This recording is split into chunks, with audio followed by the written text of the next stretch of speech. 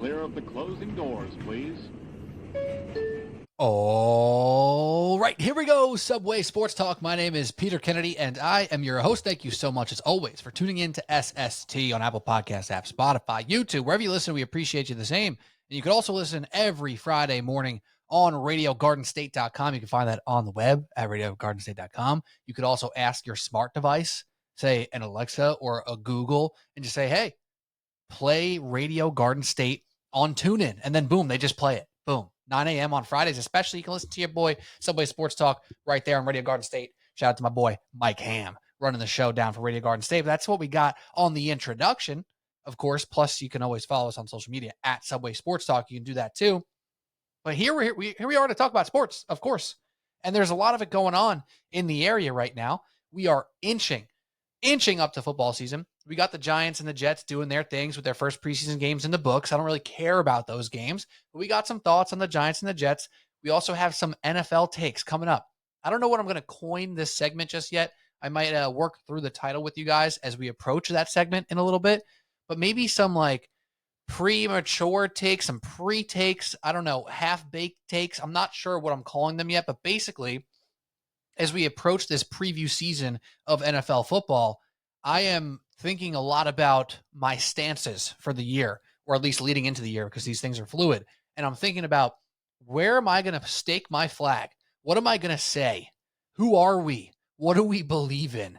Right? So I got 4 or 5 things that I want to run through. I want to bounce these takes off of you guys here, because really, until you say some of these things out loud, you don't know how much you really believe it. Because I've been going through the stats, I've been going through my process, and that's why they're half-baked yet, right? Like, they're not fully there. I'm not ready to put money on these takes yet. Maybe 1 or 2 of them I am, but we're going to think about some of these big storylines, some of these big players, big teams that are entering this 2024 season that have a lot of intrigue, a lot of people talking, for better or for worse, about what they're going to accomplish this season. And I have some strong takes. I'm going to pitch them to you guys, and we're going to think about that stuff together. But before we get to all that, we got to talk about baseball.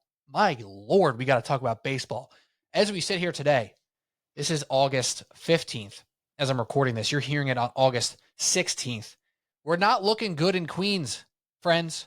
It's not looking good for the New York Mets. And granted, we're still looking at a Mets team that's 3 games above 500, that is in range of that third wild card spot, and with huge games coming up against Arizona, who's in the first spot, tied with San Diego in the second spot. We got both of them. We're going to see them both very soon, are the New York Mets. But the Braves are now 2 games up on the Mets in the wild card spot, and it's just not good vibes in Queens. The problems that are taking place with the Mets right now are really something that you have to watch to feel, something that you have to see with your own eyes to understand why these things are going astray. Because if you look at specific numbers, if you look at what's going on with this lineup and with some of these pitchers, it may not be incredibly easy to pinpoint why this team has been so bad to mediocre over the last 2 weeks. You look at some of the stuff that's going on. You look at Lindor still hitting above 300 over the last 2 weeks. You look at Alonso with his 4 home runs over the last 2 weeks. You look at Jeff McNeil playing some of the best baseball he's played all season, and you say, wait, those are a couple guys who you would think, if they're playing well, they're all playing well. That's not the case. It's a mixture of things. They're not hitting when it matters most. They are not finishing games like they used to. And those clutch situations that we got used to for a long time there during this streak of June and July, it's just not there right now. It's just not existent for this team to come up clutch in the big moment like they were for over 2 months. At this point in time, we're looking at a team who maybe looked ahead a little bit too far. A team that said, oh my gosh, we have 7 games coming up against the Arizona Diamondbacks and the San Diego Padres. Let's get ready to rumble. Oh, they forgot about the Oakland Athletics. I hope they don't forget about the Miami Marlins, who are teams that they are clearly better than. And going into at home to play the Oakland Athletics and losing 2 out of 3, that's just not acceptable for a team that played so good for the past 2 months. Getting swept in Seattle stung, but it stung even worse because they got run out the building. They scored 1 run in 3 games. They got dominated in Seattle. Seattle's got great pitching staff.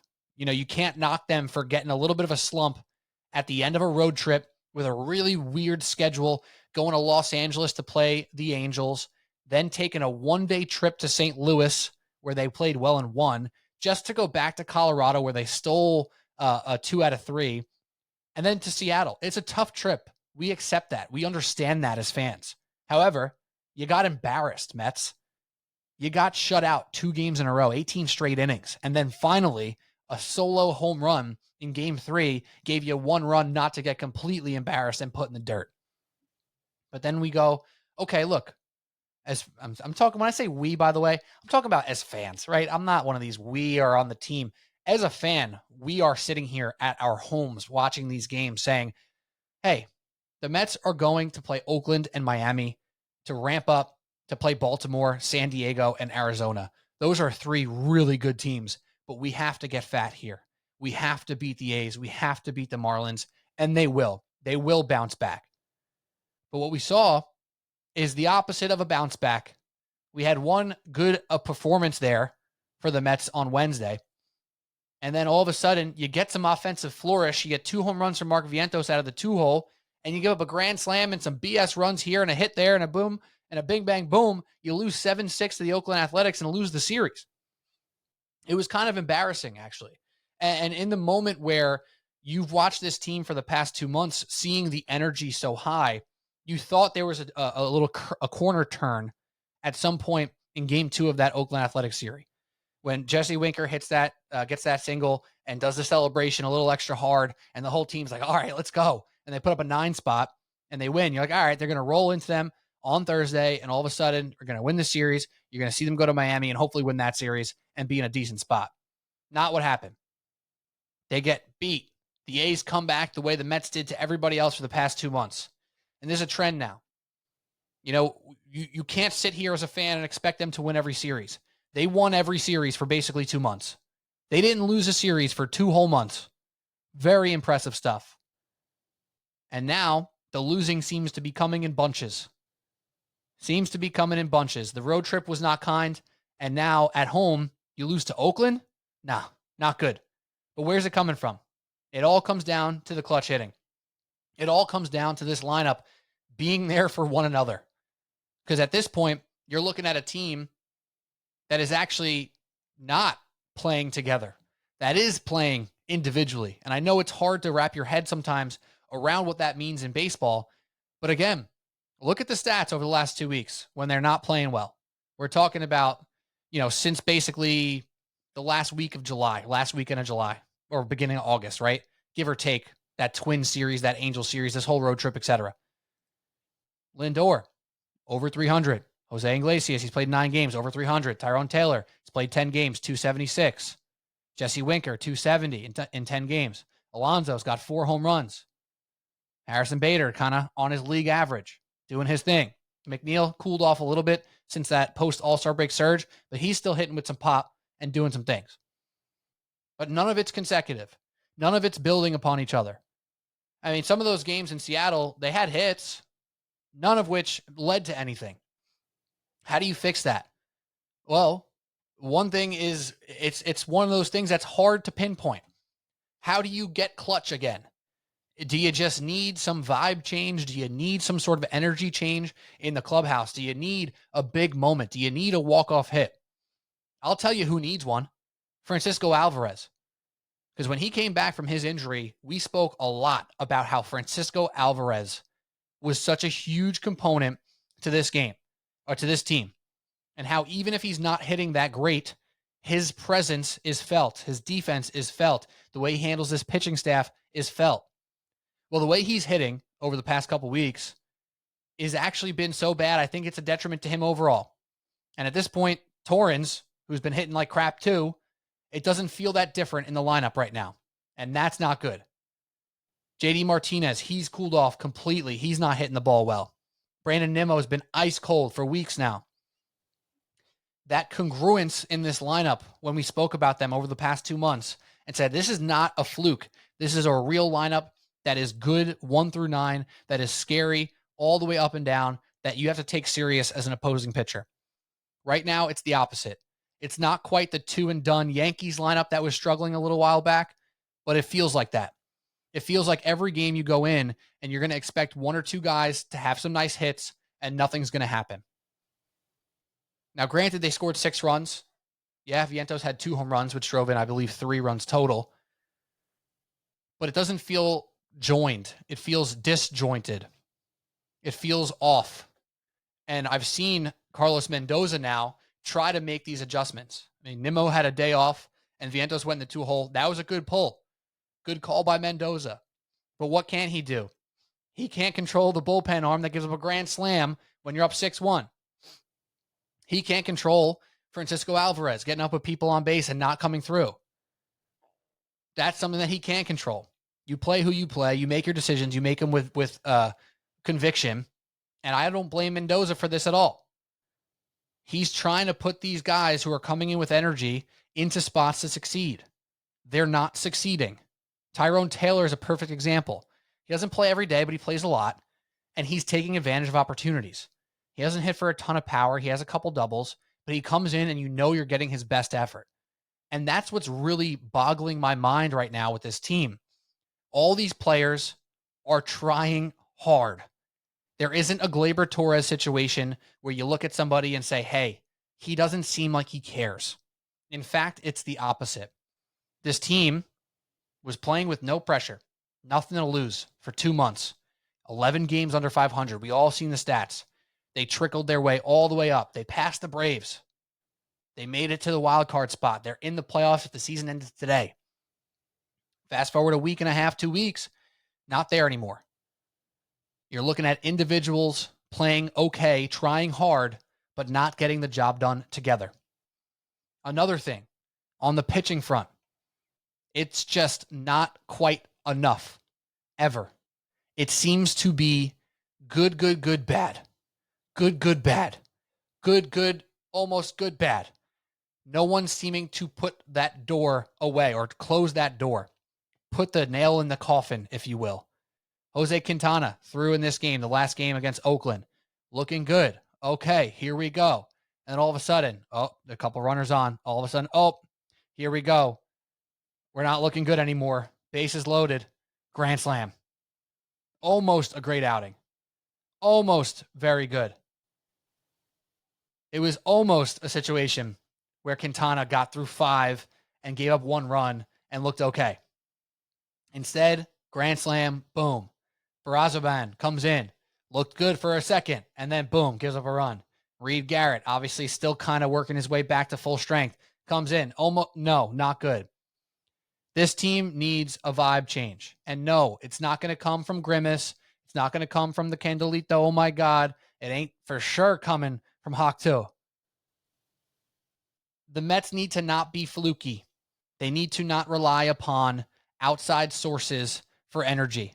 Oh my God was an amazing thing. It is an amazing thing. I hope they keep playing the song. I have nothing against the song. I have nothing against any of the fun things they try to do to get the team up. Nothing against the celebration. That's not the downfall. But it can't be the reason for an uptick. And you could ask any of these players, I'm sure they're saying, hey, listen, we earned everything we got. All the things that we did were good, and it had nothing to do with Grimace. We were just playing good baseball. And I agree with that. I think there's something to the vibes that you can talk about regarding how the team builds upon something. But at this point in time, you're no longer the happy-go-lucky, up-and-coming 11 games under 500 team.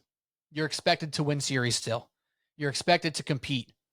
And one of the big things that happens with this Mets team, and it's something that's happened in most of our lifetimes, they play to their competition. And that's the most frustrating thing as a fan. The most frustrating thing.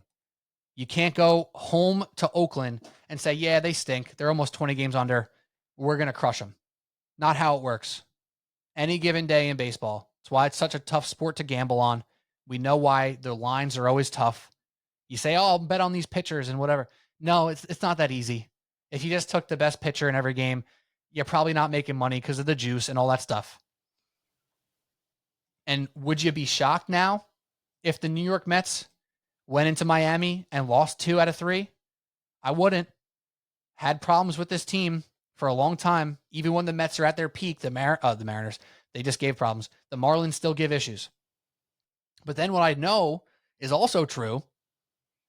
Would I be shocked if they went and won 2 out of 3 against Baltimore? No, I wouldn't. Would I be shocked if they go at San Diego and win 3 games? No, I wouldn't. This team plays to its competition. And yeah, of course you can say, well, they didn't play their competition against that pitching in Seattle. I get it. But what the Yankees do that's so impressive basically every single year is they beat who they're supposed to beat. It's so simple. It's actually dumb. It's a silly thing that we talk about, and we talk about it in all sports. Oh, well, the Knicks record really is just awesome against teams under 500. Can they beat the good teams? It's like, yeah, they don't do as good against the great teams, but they beat who they're supposed to beat, and that's the reason they're the 2 seed right now. And guess what felt good? Being the 2 seed, having home court advantage. Guess what feels good for the Yankees right now? Being tied for the AL East and almost a lock for the playoffs this year because they beat who they're supposed to beat. And if you're the New York Yankees and you go lose a series to, the Red Sox or whatever. Now, the Red Sox are a pretty good team right now. They're not great. You're not going to cry about it. They beat the Red Sox 2 out of 3. But if you go and see the Yankees, play the Orioles and you lose 2 out of 3, it doesn't feel great, but they went to Chicago and got smoked in game 1 and they came out and won the series. They consistently beat who they're supposed to beat. The Mets were doing that for the last 2 months, and right now they're in a rut. The answers to that is double down. The answers to that is keep pushing, keep trying. And the positive of all of this is you don't watch the Mets and say, they look like they've given up. It's the opposite. They look like they're trying too hard. Every time Pete pops one up to first base, McNeil rolls one over, they are pissed. They are clearly trying to get this done. I mean, I think outside of Lindor, everyone on this team constantly is showing some frustration right now. And frustration's a weird thing in sports. Sometimes it fuels you, and sometimes it holds you back. Right now, it's holding the Mets back.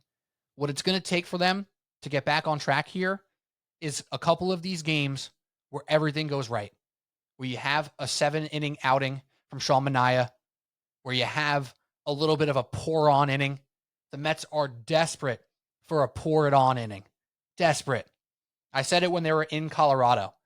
Man, is this team due to just go off? They kind of had it in that final game in Colorado. They ended up with 9 runs, but they need to put up a crooked number.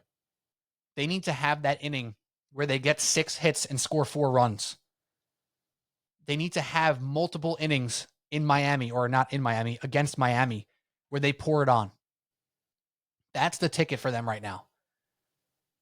Because it's not a lack of effort. It's not a lack of talent. The fact we were calling this team an elite team was not hyperbole, and I don't feel incorrect for saying it when I said it. If you look at the aggregate for the New York Mets right now, we're still looking at a team that's top tier. They've trickled down, but for the entire season right now, they are still top 10 in offense for OPS. They're top 10. Over the last 15 days, they are not anymore. They're 20th. Everyone's just a little bit worse. Everyone's a little bit tighter. Everyone's just not looking completely good. And that is really what it comes down to.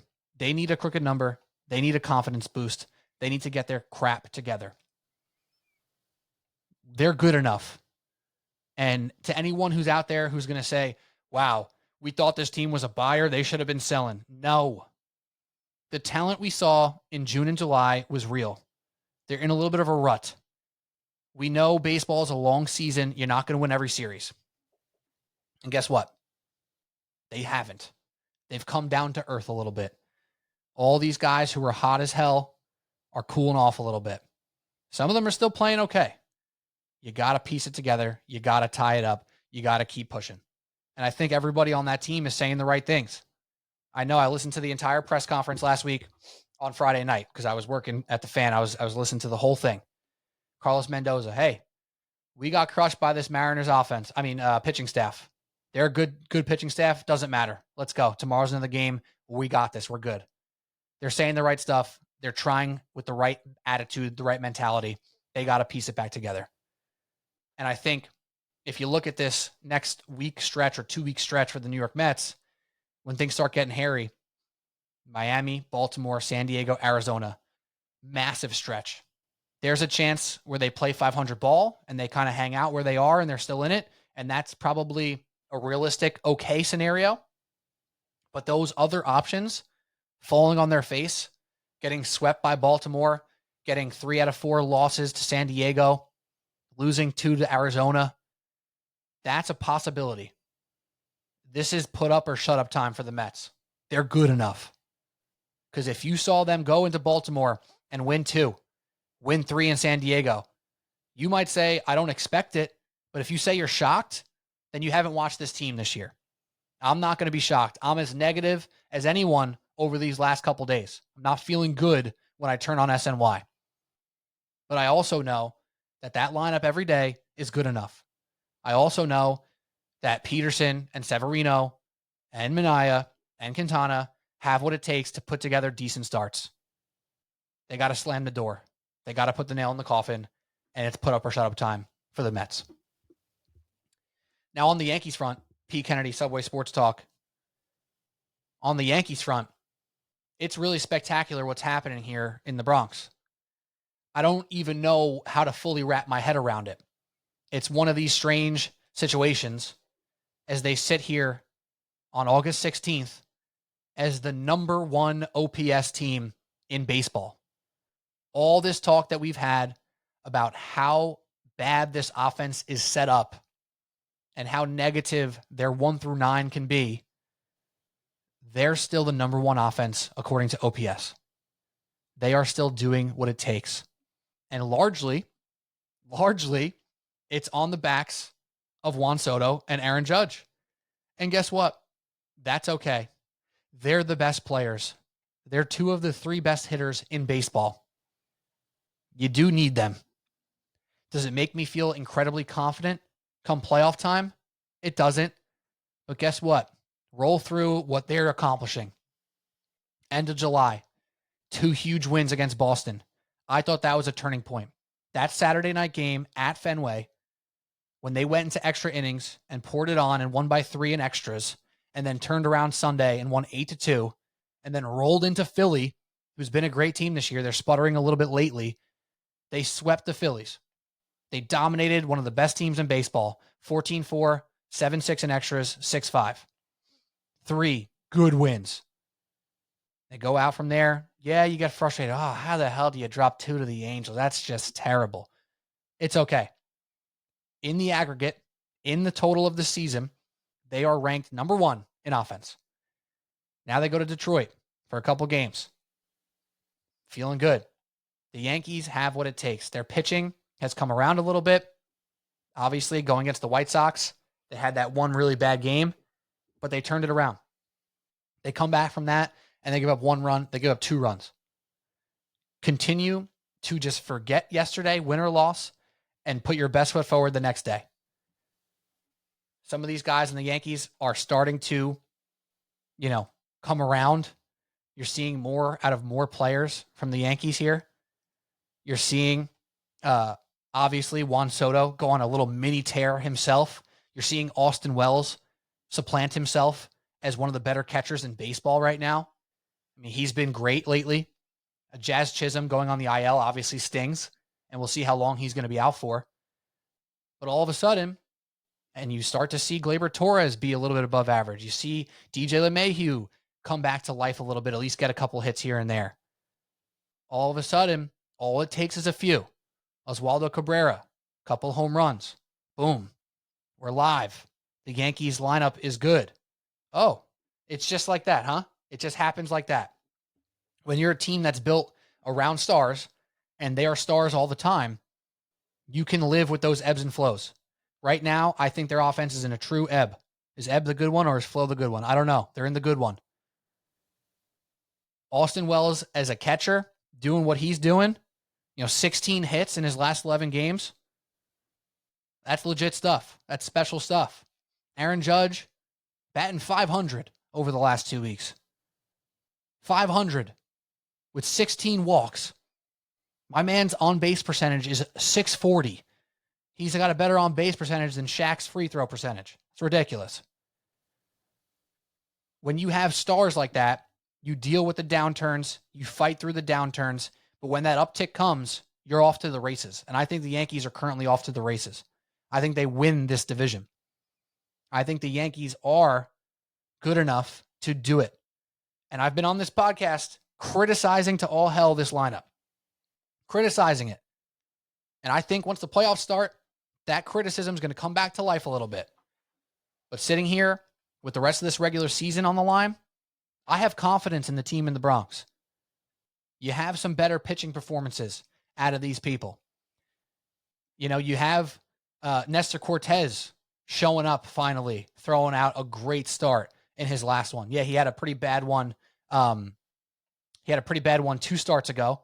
And Aaron Boone came out and was saying, oh, you know, I actually think he was throwing good baseballs. I think Nestor's right there. I think Nestor's looking good. And then all of a sudden, Nestor comes out and strikes out like 10 in a start. It's like, we were all shitting on Aaron Boone because he was like trying to hype up Nestor after he got shelled. And maybe he was right. Maybe this team is looking good now. Garrett Cole starting to look better. You know, only 3 runs in his last 11 innings pitched. Carlos Rodon, 2 decent starts in a row. Like, these things are starting to piece itself together. Starting to look right again. And this offense, it only needed 1 or 2 more guys to show up. And they have. And it's coming from multiple people, and that's good. Glaber's looking better. Oswaldo Cabrera shows some pop, and Austin Wells. That's all they needed, man. When we were talking about how bad this offense was, overall, their numbers were still good as a team because of Judge and Soto. But we knew it wasn't sustainable with just them. It just takes 1 or 2 for this team with those 2 stars to get the job done. So that's it on the Yankees. I don't have much else to say. A couple weeks ago, we're sitting here for an hour-long podcast talking 45 minutes about the Yankees and their flaws and 10 minutes about the Mets because they're looking so good. And what are you going to say about a team that's playing so good right now, hasn't lost a series in 2 months? It's the opposite, completely flipped. And that's baseball, Susan. That's how quickly this league changes. That's how quickly the vibes change for a team. The difference is the Yankees had a cushion. The Yankees were always between 16 and 20 games above 500. The Mets had to claw back, and that big stretch they had got them back to trotting. Why can't I even think of the word? My Lord, in the water. Why can't I? Whatever. You know the word I'm trying to say when you're in the water and you're paddling up, trudging. What the hell? Whatever. You get what I'm trying to say. The Mets get back to that point of 500, and all of a sudden you say, hey, you can't take your foot off the gas. You got to keep going. Well, they ran out of some steam. The Yankees put themselves up with that cushion, played mediocre to bad baseball, and then at the end of that little downswing, you say, hey, we're still a game out of 500, out of the AL East. We're okay. And now you're on the uptick, and you're back to where you should be. It's that simple. And that's why we always say, you can't win a season in April, but you can lose it. None more true or no better example than what we're looking at right now with the Mets and Yankees. That Mets May crushed them, and they had to play phenomenal ball to get back to level. The Yankees played phenomenal baseball early, and that downturn left them still in a very good spot. And now you're getting a little pitch in here, a little hit there, a little extra this from all the other guys, and you're feeling really good. So on a worry meter perspective, we're looking at the Yankees about 3 weeks ago, saying, yeah, my worry meter might be at like a 7.5. And the Mets worry meter was at like a 4, which if you look at the standings, it didn't make sense. But from a current perspective of like where they were playing at that point 2 weeks ago, it made all the sense in the world. And now looking at the standings and looking at how they're playing right now, that Yankees worry meter's down to a 3, and that Mets worry meter's up at an 8, maybe a 9 for some people. I wouldn't go as far as saying panic button, panic button, panic button for the New York Mets. I think that's a little too aggressive. They're still in an arm's reach of that third wild card spot with huge games up against the people they need to pass. Diamondbacks, Padres, Braves. Those games are coming up. They can get back to where they need to be. So it's not a 10 out of 10 on the panic meter, but it's for sure a 7 or an 8 because it's disjointed. No consistency in productivity.